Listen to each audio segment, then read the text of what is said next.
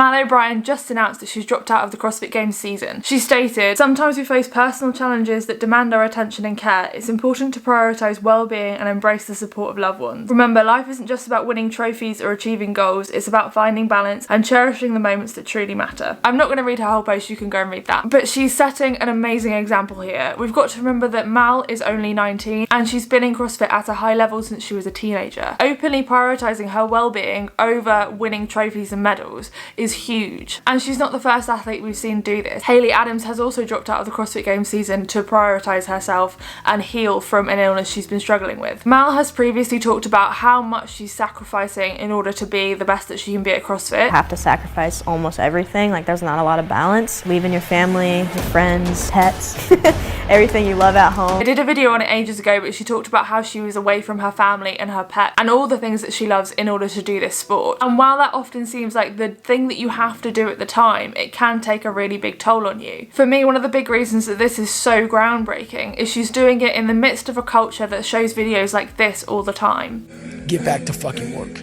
Stop hearing yourself talk. Cut out all the fucking noise. Everyone wants to win. We all want to be successful. But not everyone wants to wake up early. That talk about like the grind and hustle culture and sacrificing literally everything in your life, all happiness, for extreme, absolute dedication. Everyone has a sob story, but the truth is, no one cares. You don't want it bad, you just kinda want it. You don't want it badder than you want to party. You don't want it as much as you want to be cool. You gotta be willing to give up sleep. You gotta be willing to work off for 3 hours of sleep, 2 hours. If you really want to be successful, some days you're gonna have to stay up 3 days in a row. It's got nothing to do with your lack of time. It's got nothing to do with your shitty situation. It's got nothing to do with any of your excuses. We all have shitty situations. And that kind of culture can become really unhealthy, and it's definitely something that elite athletes often fall into because it is so glamorized to be at the top of your sport and to be getting all the glory and winning all the medals. This must have been a huge decision for Mal and a very difficult one to make, especially with all of the pressure put on her recently. The expectations for O'Brien were already through the roof given what she accomplished last year. And with Fraser in her corner now, the sky is the limit. O'Brien is one of, if not the leader of the next generation of CrossFit Games athletes on the women's side. Basically putting her as the next in line to win the CrossFit Games with Tia out of the running. I personally couldn't imagine having all of that pressure as a teenager. That must be insane. This was all discussed on Talking Elite Fitness, and Tommy Marquez says something that I was really impressed by. This support and love isn't also provided on the condition that she does come back. That's a really good point. For sure. Just as much as the option is on the table for you to work on yourself and come back. Those are expectations that we are placing on as fans and as people in the sport.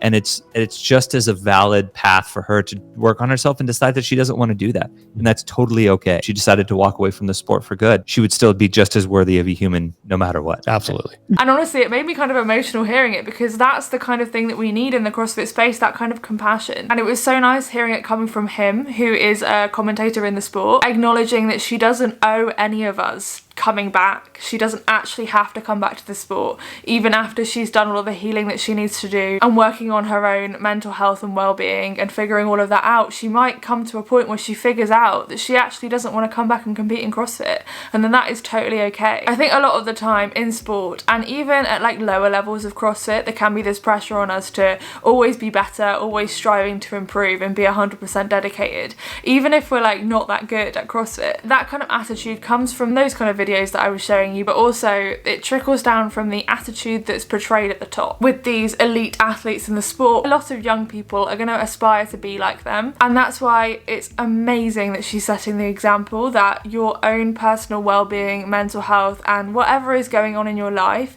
can be a priority over trying to be the best at a sport. This is obviously going to shake up the women's field a lot this year, and I'm really excited to be watching one of the semi-finals in Berlin, which is close to me, and I'm also going to be at the CrossFit Games, which I'm so excited about. I have never been, and now I'm even more excited to see athletes like Laura Horvath and Annie Thorisdottir potentially go for a podium spot, maybe even the win. I'm really excited that the whole leaderboard is kind of shaken up, but of course we're all super disappointed to not see Mal and Hayley Adams and a load of the other athletes that have dropped out there. And I think I can speak for pretty much everybody when I say that we're hoping for the best, and we hope that they can heal from what they're going through and that they're just as badass badass, if not more so, for being open about these struggles that they're going through. It makes me relate to them on a deeper level. And I have so much respect for both Mal and Hayley for having the bravery to do that at the age that they are on such a public platform where they've got so many thousands of followers with eyeballs on them. Whether Mal comes back to the sport or not, I'm excited to see what she does next and what this healing journey looks like for her, and I'm so appreciative that she's spoken about it. It's amazing to see so much support in her comment section. It's clear she's got an amazing team around her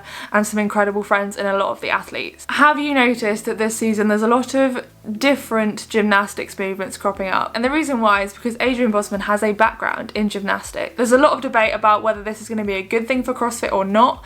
If you're interested in hearing about that, then watch this video next. Thank you for watching, guys. I'll see you in the next one. Bye.